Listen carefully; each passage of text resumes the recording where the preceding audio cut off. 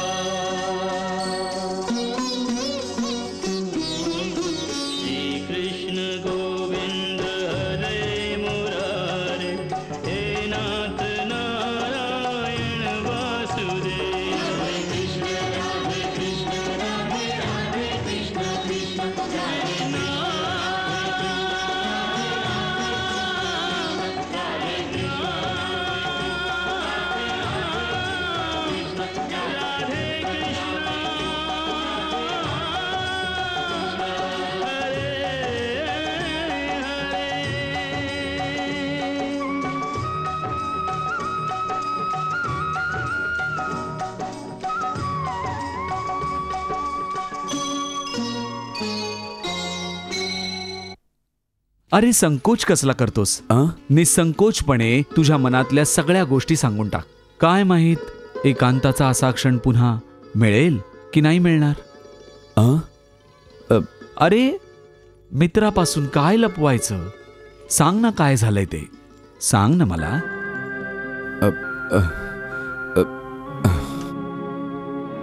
सुदामाच्या घरी सगळं काही क्षेमकुशल नाहीये. ते गरिबीने पिचलेले आहेत. त्यांचा आत्मसन्मान आणि तुम्हाला कष्ट होऊ नयेत म्हणून ते त्यांची दुर्दशा तुमच्यापासून लपवत आहेत भगवान.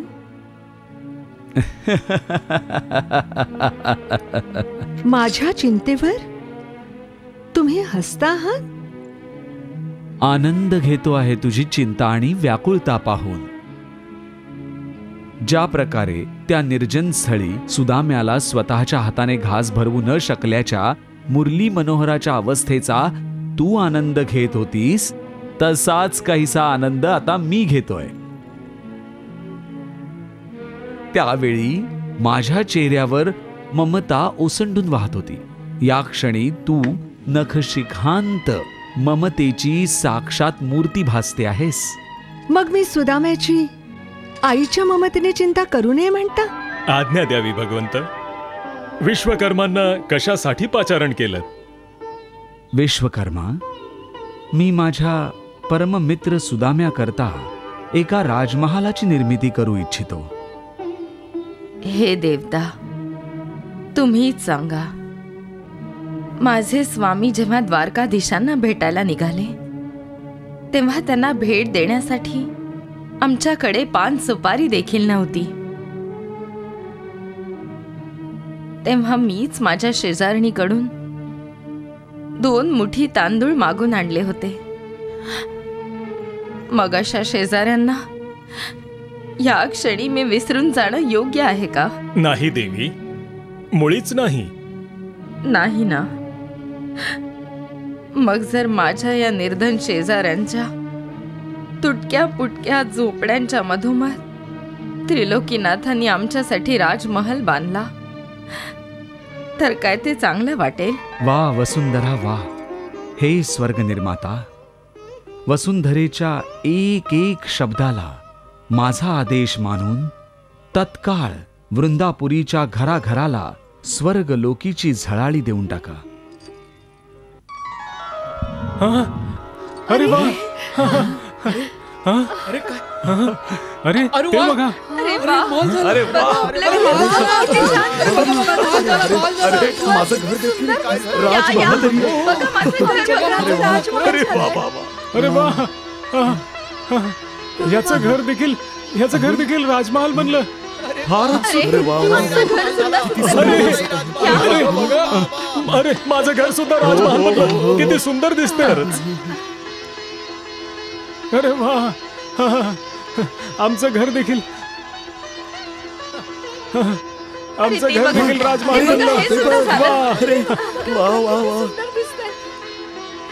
हो हो, वा वा, अति सुंदर, कमालच झाली. अप्रतिम, हा तर चमत्कार आहे. अरे माझं, वा वा, माझं घर बघ. सर्वांच्या घरांचे तर राजमहाल झाले. आता माझ्या सुदाम्याची पाळी आहे.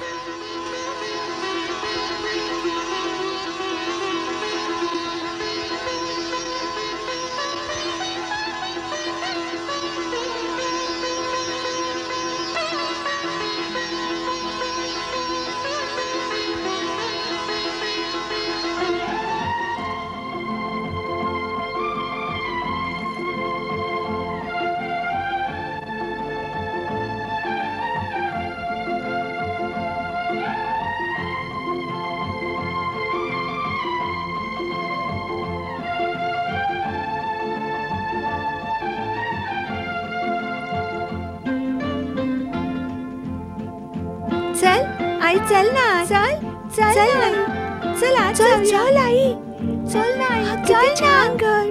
आई चल ना, चल आई, आपण आज जाऊया.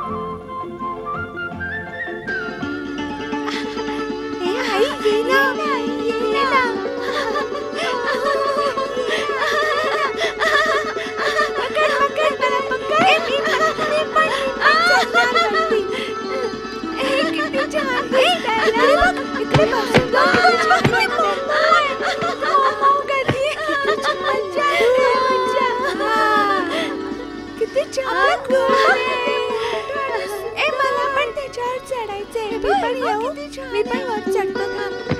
मला चढू दे ना.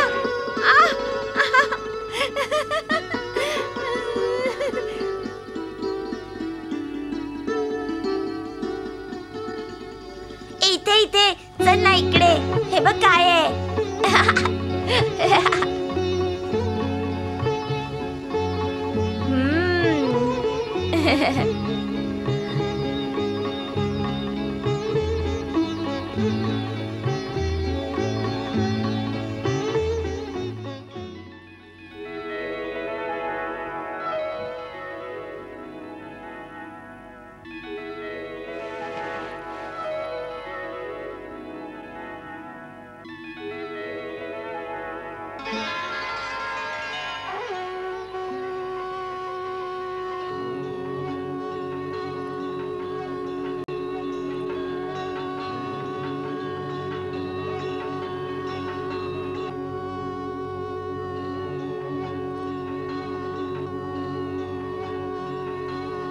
प्रणाम देवी.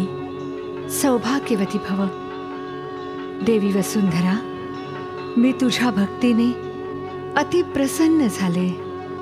तू भक्ती आणि पतिव्रत्याच्या नियमांचं जे अनुसरण केलंयस त्यामुळे मला अतिशय आनंद झालाय.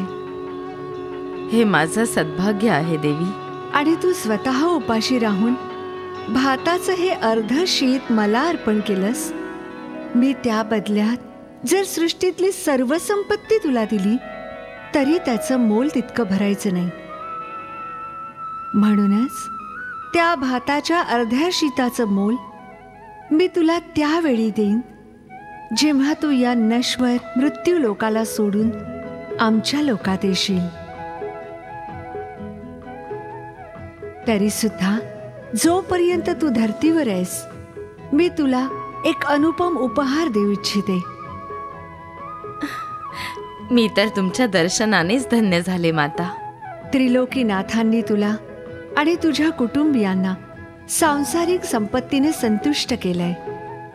परंतु एका वस्तूची कमतरता अजूनही बाकीच आहे. कमतरता? आता कसली कमतरता? एका अशा वस्तूची कमतरता जिचं महत्व एका स्त्रीसाठी सर्वाधिक असतं. एका स्त्रीच्या आयुष्यात सर्वात महत्वपूर्ण आहे तिच्या पतीचं प्रेम, तिच्या पतीचा विश्वास. आणि तुमच्या दयेने ही दोन्ही सुख मला मिळाली आहेत. याहून अधिक महत्वाची कोणती वस्तू असू शकते? तीच जी स्त्रीला पतीचं प्रेम मिळवण्याकरता सर्वाधिक गरजेची असते. अर्थात? अर्थात तिचं रूप, तिचं सौंदर्य आणि एक रसरशीत तारुण्ययुक्त यौवन जे मी तुला उपहार म्हणून देऊ इच्छिते वसुंधरा. क्षमा करा माते. काळाबरोबर रूपाची मोहिनी देखील नाहीशी होते आणि तारुण्य सुद्धा मावळायला लागतं, जसं चंद्रकोर मावळत जाते. मी तुला चंद्रासारखेच सुंदर बनवू इच्छिते.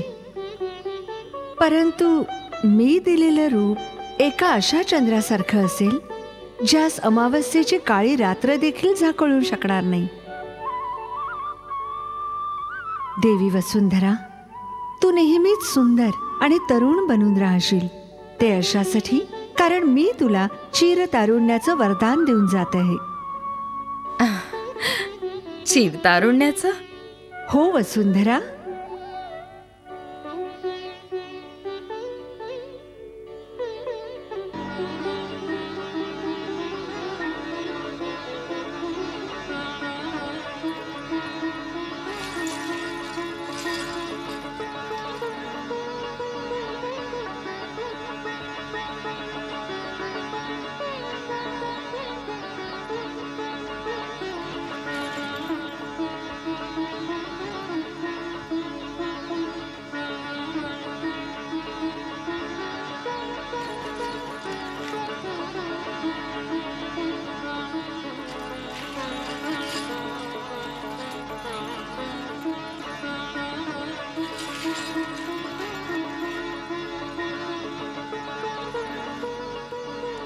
धन्यवाद माता.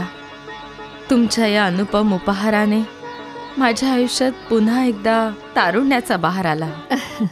वसुंधरा, जोपर्यंत तू या नश्वर जगात आहेस तू नेहमीच तरुण आणि रूपवती बनून राहशील. तुझं हे सौंदर्य आणि तारुण्य काळाच्या आघातापासून सुरक्षित राहील. प्रत्येक स्त्रीला वाटतं की तिच्या पतीचं प्रेम मिळवण्याकरता तिने स्वतःला एखाद्या सुगंधी फुलासारखं आकर्षणाचं केंद्र बनवावं. लक्षात ठेव, शृंगाराशिवाय सौंदर्य देखील दगडाच्या फुलासारखं असतं, ज्यात ना डोळ्यांना भावणारे कोणते रंग असतात ना तो सुगंध असतो जो आत्म्याला तृप्त करून टाकतो आणि ना त्याच्यामुळे स्पर्शाचा आनंद मिळू शकतो. पुन्हा एकदा क्षमा करा माते. जेव्हा पती विवाहाच्या अतूट बंधनात बांधला जातो त्यानंतर स्त्रीसाठी रूप आणि शृंगाराचं इतकं महत्त्व तरी कुठे उरतं. देवी वसुंधरा, तू देखील तीच चूक करू जातेस जी जगातल्या बहुतांश स्त्रिया करतात. ईश्वराने जगात समस्त प्राणी, इतकंच काय पशु पक्षी वगैरे सर्वांच्या जोड्या तयार केल्या आहेत. दोघांना एकमेकांकडे आकर्षित करण्यासाठी पक्ष्यांना कसं सुंदर बनवलंय, त्यांना विविध रंगांनी युक्त बनवलंय. हे पक्षी सुद्धा त्यांच्या रूपाची योग्य काळजी घेतात. तर मग या सर्वांहून बुद्धिमान मनुष्याच्या डोक्यात ही गोष्ट काय येत नाही की रूप आणि शृंगार किती आवश्यक आहे. तुम्ही धन्य आहात माते. आता तुमचं म्हणणं माझ्या लक्षात येऊ लागलंय. तूच काय, ही गोष्ट प्रत्येक स्त्रीने समजून घेतली पाहिजे की ती माझंच एक रूप आहे. त्यामुळे गृहलक्ष्मीने माझ्यासारखंच सुंदर असलं पाहिजे. जिथे सौंदर्य नसेल तिथे लक्ष्मीचा निवास कसा राहू शकेल.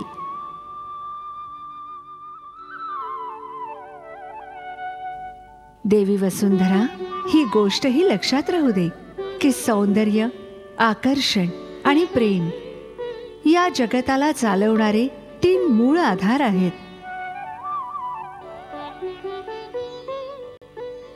आणि या शृंखलेचा पहिला जोड सौंदर्य आहे. अर्थात हे सौंदर्य तनाचं देखील असतं आणि मनाचं देखील असतं. मनाचं सौंदर्य तर तुझ्यापाशी आहेच, आणि मी तनाचं सौंदर्य तुला देऊन जाते. याला शृंगाराने सजव आणि तुझ्या पतीचं प्रेम मिळव. तथास्तु.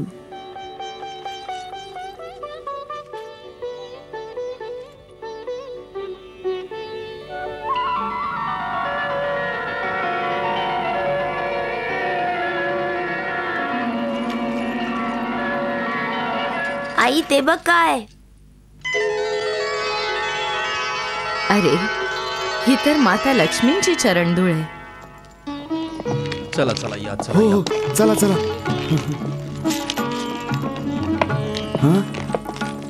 चला चला.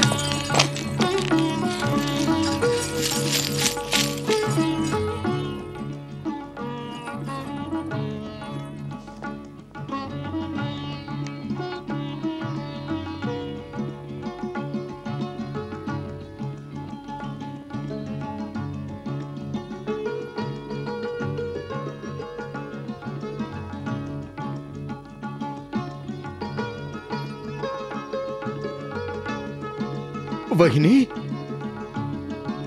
वहिनी.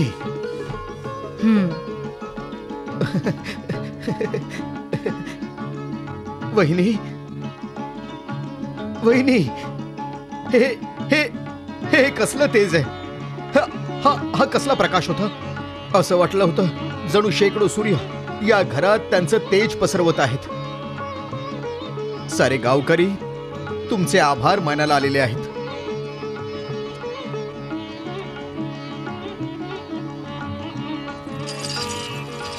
पण या महातेजाने या घरात आत येण्याचा मार्गच रोखून धरला होता. जणू जणू प्रकाशाची एक भिंतच मधोमध उभी राहिली होती.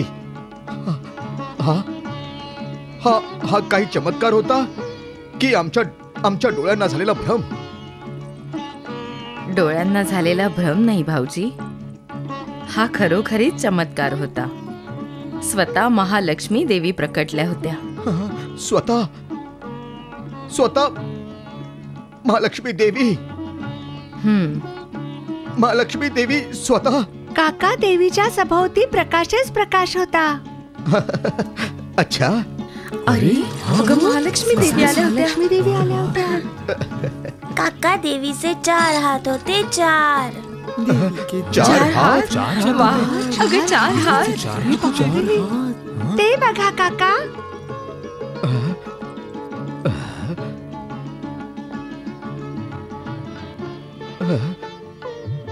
अरे अरे, ही तर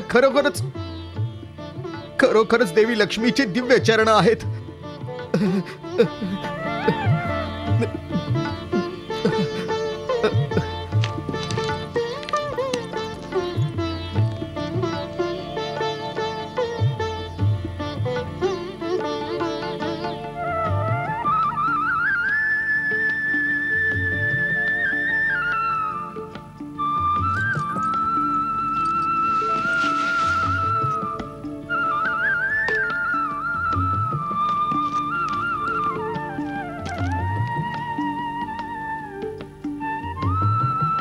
वसुंधरा, तू तर कोणीतरी देवी आहेस.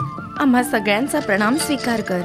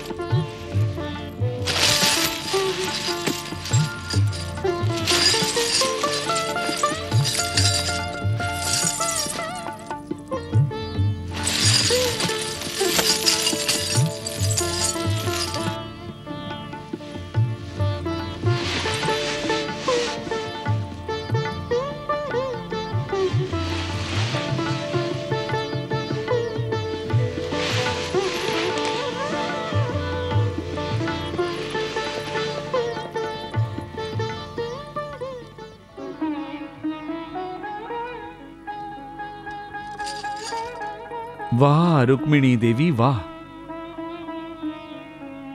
तुम्ही वसुंधरेचा असा काही कायापालट केलात, जशी शुष्क जमीन पाऊस पडल्यानंतर पुनश्च हिरवी गार होऊन जाते. वाह. वसुंधरेचा तर अर्थच धरती होतो प्रभू. आणि ज्या प्रकारे धरतीसाठी वसंत ऋतूचं महत्व सर्वाधिक असतं, त्याच प्रकारे एका स्त्री करता देखील तारुण्य आणि सौंदर्याहून अधिक मौल्यवान काही नाही. त्यामुळे तेच तिला भेट देऊन आले. खरंय, एका स्त्रीच्या विशेष भावना एक स्त्रीच समजू शकते. हे काय सांगताय तुम्ही वहिनी? तुम्ही गावाबाहेरच्या मंदिरात जाऊन राहणार? हो भाऊजी, त्याच मंदिरात जाऊन राहीन. परंतु हे घर सुद्धा आता मंदिरासमान झालंय. या घरावर भगवान श्रीकृष्णाची कृपा झालेली आहे. देवशिल्पी विश्वकर्माचं आगमन झालं आहे या वस्तूत. आणि स्वतः महादेवी लक्ष्मींनी त्यांची दिव्य चरणचिन्हे इकडे उमटवली आहेत. या घरात कण न कण आता पावन झालेला आहे. आणि तुम्ही आहात की हे मंदिरासमान घर सोडून कोणत्या तरी दुसऱ्या मंदिरात जाऊन राहायच्या गोष्टी करतात. यात काही एक शंका नाहीये की हे घर देखील आता एक मंदिर बनलंय.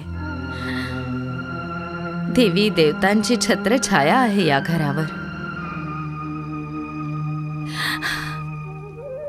तरी सुद्धा मी या घरात नाही राहू शकत.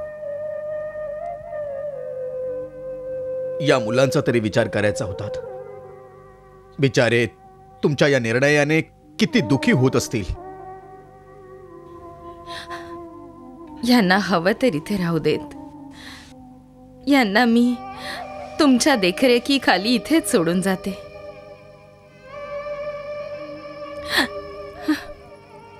परंतु मला तुम्ही थांबवू नका. माझे मन इथे थांबण्यास जराही तयार नाही. परंतु वहिनी, तुम्ही असं घरातून निघून जाण्याने भगवान श्रीकृष्णाच्या या उपहाराचा अनादर तर नाही व्हायचा? भगवानांना ठाऊक आहे मी त्यांच्या भेटीचा अनादर करत नाहीये. बस माझी इच्छा होत नाहीये की मी माझ्या स्वामींशिवाय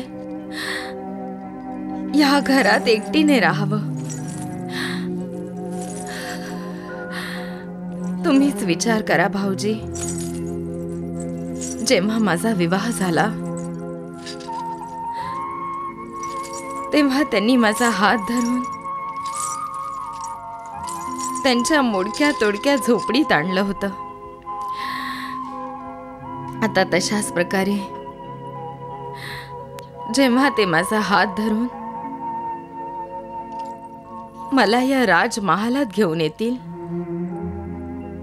तेव्हाच मी या राजमहालात राहीन. त्यांच्याशिवाय तर मी स्वर्ग सुद्धा एकटी स्वीकारणार नाही. खरं सांगायचं तर आमची शरीरे 2 आहेत, परंतु आमचा आत्मा एक दुसऱ्यात लीन झाला आहे. आम्ही एकमेकांशिवाय सुखच काय दुःख देखील भोगू शकत नाही. त्यांच्या पायात काटा घुसला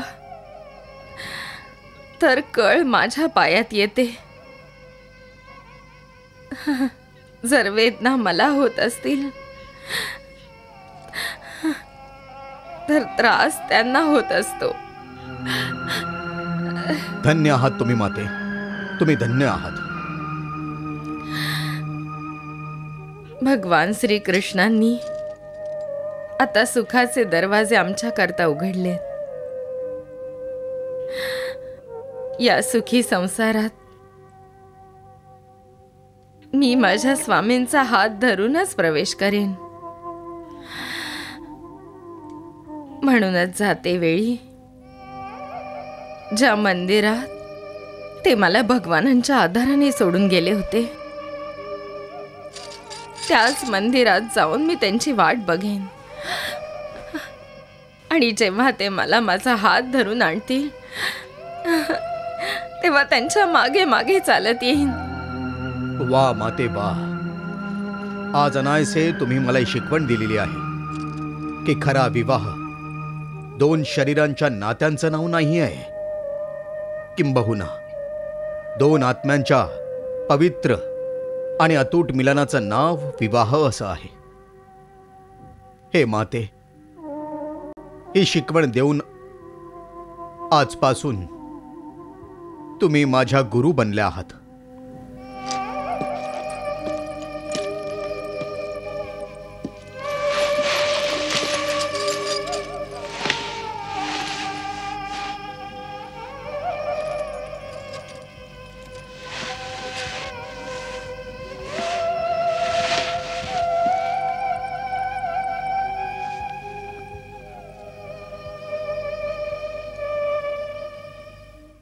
महामंत्री, वृंदापुरीमध्ये हे सगळं काय चाललं आहे? कोण आहे जो असा मायाजाल पसरवतो आहे? रातोरात पूर्ण वृंदापुरीमध्ये सगळी घरं माझ्या राजमहालासारखी कशी झाली? आज जेव्हा मी माझ्या राजवाटिकेतून बघितलं तेव्हा सर्व दिशांना महालच महाल दृष्टीस पडत होते. माझ्या राजमहालाहून मोठे महाल मी शुद्धीत असताना पाहिलं आहे की नशेत असताना? नाही महाराज, राजवाटिकेच्या बाहेरचं दृश्य जे तुम्ही पाहिलंय ते ना कोणता मायाजाल आहे, ना नशेत धुंद असणाऱ्या डोळ्यांना झालेला भ्रम आहे. ना हे मायाजाल आहे आणि ना माझ्या डोळ्यांना झालेला भ्रम. तर मग रातोरात वृंदापुरीला स्वर्गलोकीचं रूप कोणी आणि कसं बहाल केलं? हे असंभव संभव तरी कसं झालं? महाराज, वृंदापुरीला स्वर्गलोकीचं रूप स्वतः स्वर्गलोकाचे निर्माते विश्वकर्मांनी त्यांच्या योगमायेने बहाल केलंय. काल रात्री देवशिल्पी विश्वकर्मा स्वतः वृंदापुरीत अवतरले होते. वृंदापुरीच्या प्रत्येक नगरवासीने त्यांचं दर्शन घेतलं. स्वर्ग निर्माता देवशिल्पी विश्वकर्मा स्वतः आपल्या राज्यात येऊन गेले आणि कोणी आम्हाला सांगितलं देखील नाही. महाराज, तुम्हाला जागवण्याचा खूप प्रयत्न केला गेला, परंतु काय? बोला महामंत्री, परंतु काय? जर शिक्षा देणार नसाल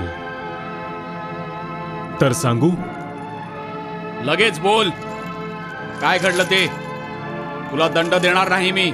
नेहमी सारखंच काल रात्री सुद्धा तुम्ही सोमरस पान करून झोपी गेला होतात. अनेक वेळा प्रयत्न करून सुद्धा तुम्हाला जाग नाही आली. तू बरोबर बोलतोयस महामंत्री. मी रात्री मदिरापान करून नशेत धुंद झोपून गेलो होतो. आणि हेच कारण आहे की मी ना तर स्वर्ग निर्माता विश्वकर्मांचं दर्शन घेतलं आणि नाही त्यांचा दिव्य चमत्कार पाहू शकलो. धिक्कार आहे माझा. नाही महाराज, धिक्कार स्वतःचा करू नका. धिक्कार आहे त्या मदिरेचा, जिच्या नशेमुळे तुम्ही ना सत्य पाहू शकता ना सत्य ऐकू इच्छिता. खोटे कवी तुमची प्रशंसा करून झोळ्या भरून भरून धन घेऊन जातात. ओ महामंत्री, हे एक कटू सत्य आहे. याहून मोठं एक कटू सत्य हे आहे महाराज की ईश्वराची प्रशंसा करणारे सुदामा आणि चक्रधरासारखे ब्राह्मण कवी महाराजांकडून उपहार आणि पुरस्कार प्राप्त करण्याऐवजी शिक्षा प्राप्त करत असतात. हो, सुदाम्याबरोबर निश्चितच मी घोर अन्याय केलाय. परंतु ईश्वराने त्यांच्याबरोबर असा न्याय केला आहे की आज सर्व वृंदापुरी केवळ सुदाम्यासारखे सुख आणि शांतीचा स्रोत बनली आहे. हे काय बोलतोयस महामंत्री? वृंदापुरीचं परिवर्तन केवळ सुदाम्यामुळे झालं आहे? होय महाराज. द्वारकाधीश त्यांचे बालसखा आहेत. त्यांच्या करताच श्रीकृष्ण राजमहाल बनवू इच्छित होते. परंतु सुदामांच्या बायकोची मात्र तशी इच्छा नव्हती की ज्या लोकांकडून सुदामांनी भिक्षा घेतली त्याच गरीब लोकांच्या मोडक्या तोडक्या घरांच्या मधोमध त्यांनी मात्र राजमहालात राहावं. त्यामुळे भगवान श्रीकृष्णांनी वृंदापुरीच्या घराघराला राजमहालात बदलण्याचा निर्णय घेतला. आणि आज सुदामांचा राजमहाल तुमच्या या राजमहालापेक्षाही अधिक विशाल आणि वैभवशाली आहे महाराज. ज्याला मी माझ्या महालातून धक्के मारून बाहेर काढलं होतं त्याला भगवान श्रीकृष्णांनी आज संतुष्ट केलं आहे. हो, आज वृंदापुरीचा प्रत्येक नागरिक सुदामांची प्रशंसा आणि त्यांचं गुणगान करतोय. तुम्ही राजे आहात, परंतु आता सुदामा वृंदापुरीच्या जनतेच्या मनावर राज्य करतो आहे. सत्य आहे, माझ्याकडून घोर अपराध झाला आहे. जो ईश्वराची प्रशंसा करणाऱ्या सुदाम्याचा अपमान केला. मला शिक्षा मिळालीच पाहिजे. परंतु ईश्वराने मला याची शिक्षा का बरं दिली नाही? याकरता महाराज की ईश्वर प्रत्येक प्राण्याला शिक्षा करण्याआधी त्याला प्रायश्चित्ताची संधी अवश्य देऊ करतो. पण मी या पापाचं प्रायश्चित्त कसं करावं? जर आज्ञा असेल तर मी एक उपाय सुचवू. बोल. सर्वात आधी तर तुम्ही या मदिरेचा त्याग करा. सर्व पापांचं मूळ ही मदिरा आहे.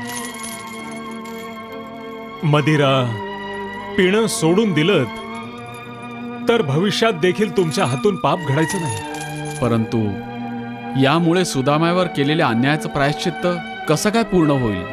महाराज, आज जेव्हा सर्व वृंदापुरी सुदामांमुळे स्वर्ग लोकाची प्रतिकृती बनली आहे तर का नाही वृंदापुरीचं नाव बदलून सुदामानगर केलं जावं?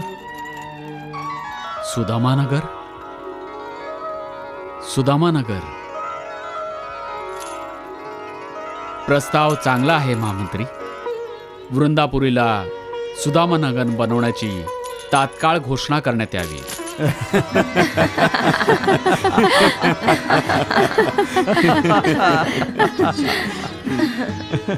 अहो नाही, अहो हे कसं काय होऊ शकतं? विश्वास नाही बसत हो ना? अजिबात नाही. अहो सुदामाजींना बघून भलं कोणी कसं काय म्हणू शकेल की सुदामाजी लहानपणी अशा करामती करत असतील? तुझा माझ्या बोलण्यावर विश्वास नाही बसत आहे ना? तर मग सुदाम्यालाच विचार. काय रे सुदामा? अरे मुलींसारखा काय लाजतोयस रे? सांग की, सांदीपनींच्या आश्रमामध्ये कशा प्रकारे तू आमची खीरपुरी चोरून खाऊन टाकायचास? बोल बोल. आता लहानपणी हे सगळं चालून जातं.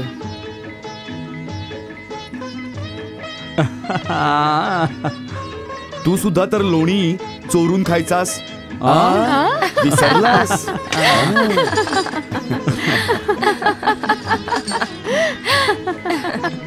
वा वा वा सुदामाजी वा. अहो तुमच्या या उत्तराला तर तोडच नाही.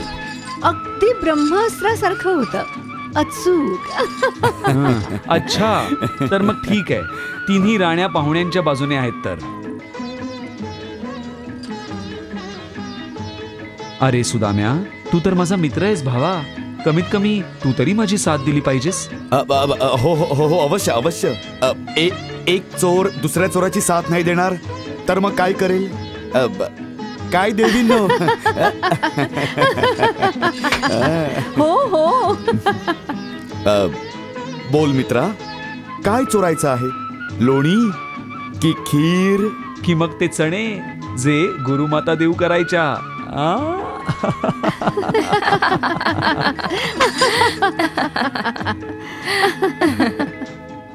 हे घे, हे चणे तुझ्या बरोबर घेऊन जा. असं करते मी, अर्धे अर्धे तुमच्या दोघांच्या उपरण्यात बांधते. भूक लागली तर थोडे खा. गुरुमाता, माझं उपरणं तर फाटलं आहे. हे सर्व तुम्ही याच्याच उपरण्यात बांधून द्या. मी याच्याकडून अर्धे मागून घेईन. हरकत नाही, हरकत नाही.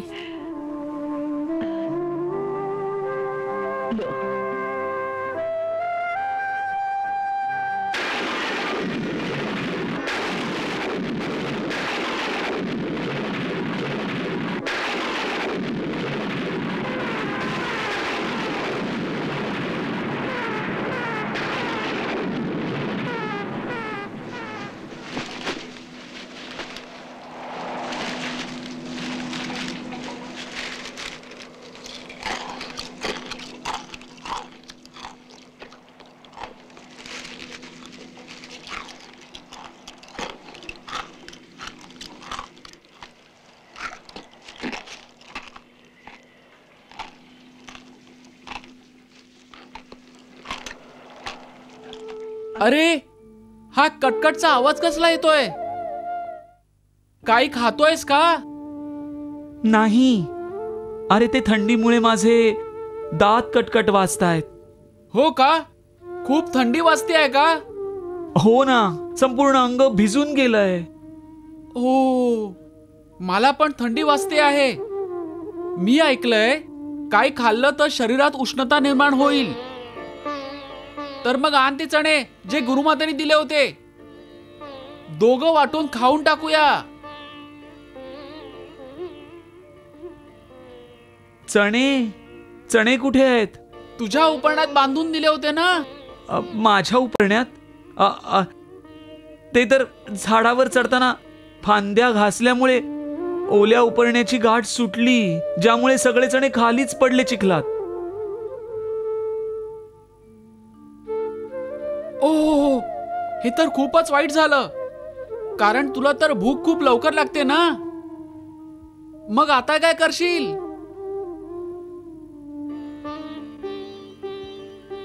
काय करणार? आज तर ब्राह्मण उपाशीच राहणार. अरे वा, कृष्ण असताना त्याचा मित्र उपाशी कसा राहील बरं?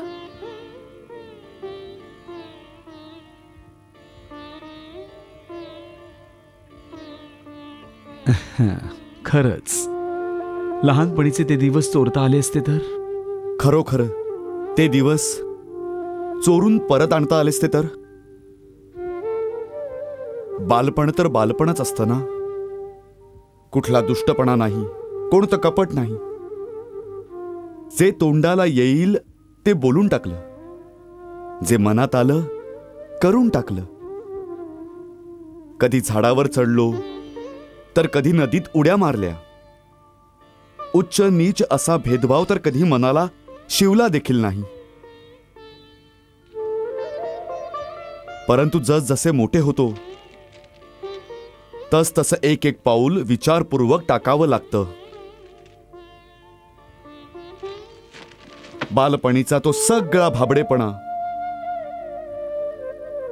जणू हरवून जातो. असं का होतं कृष्णा? आपण म्हातारे होईपर्यंत लहान मूल होऊन का बरं नाही राहू शकत? सुदामा, सृष्टीचा नियमच असा आहे मित्रा.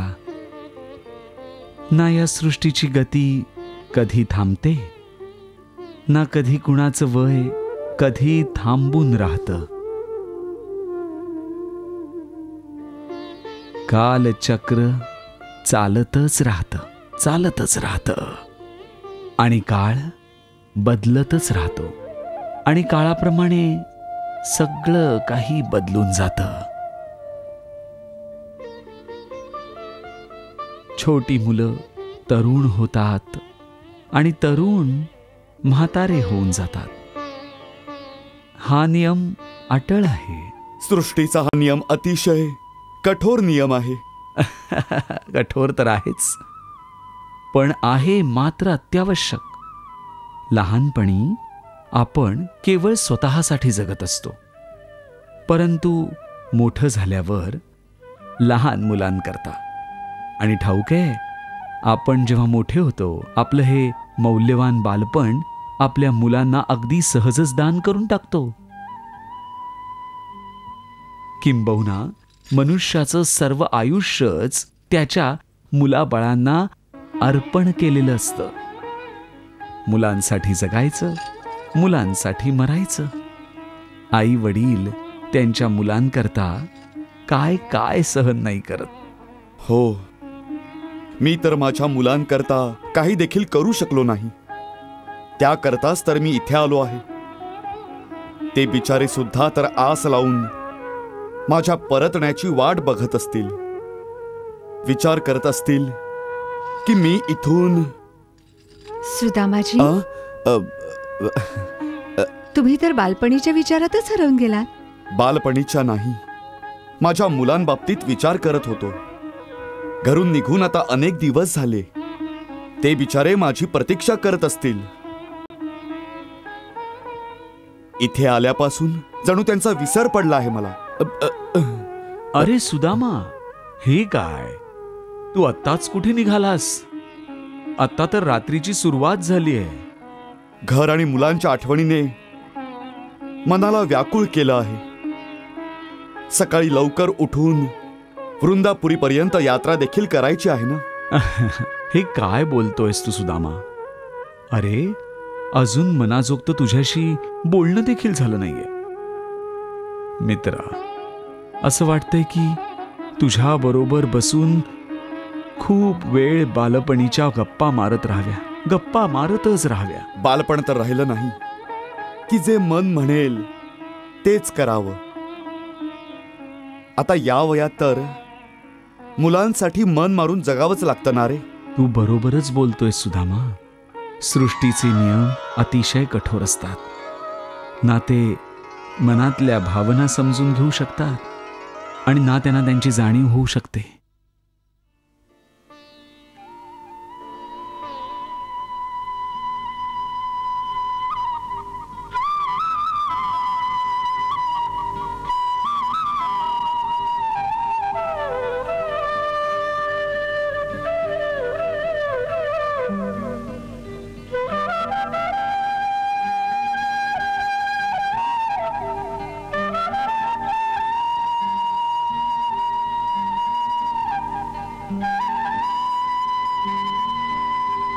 काय झाले प्रभू?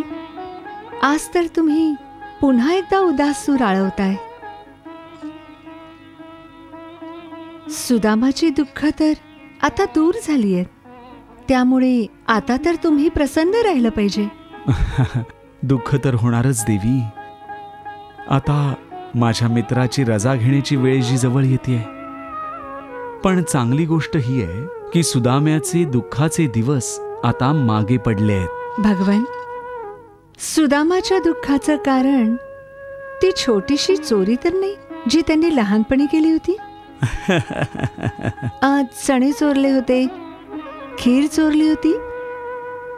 कदाचित तुम्ही त्यांना त्याच चोरीसाठी शिक्षा तर देत नाही ना? नाही देवी, मी कुणालाही शिक्षा देत नसतो. मी तर माझ्या भक्तांना मुक्ती देत असतो. कर्म आणि भोग अनिवार्य आहेत. कर्माचा नियम असा आहे की जो जसं करेल तो तसं भरेलही. जर कुणी बाभळीचं झाड लावलं तर त्याला काटेच मिळतील, कारण बाभळीवर काटेच उगवत असतात, फुलं नाही उगवू शकत. कर्माचं हे विधान आणि सृष्टीच्या या नियमाला मी नाही बदलू शकत. मी असं केलं तर विधी, विधान आणि विधाता तिघही संकटात येतील. म्हणूनच देवी, इतर प्रत्येकाप्रमाणे सुदाम्याला देखील त्याच्या कर्माचं फळ भोगायचंच होतं. बस चांगली गोष्ट इतकीच आहे की आता सुदाम्याच्या भाग्यामध्ये काटे नाहीत, फुलंच फुलं आहेत.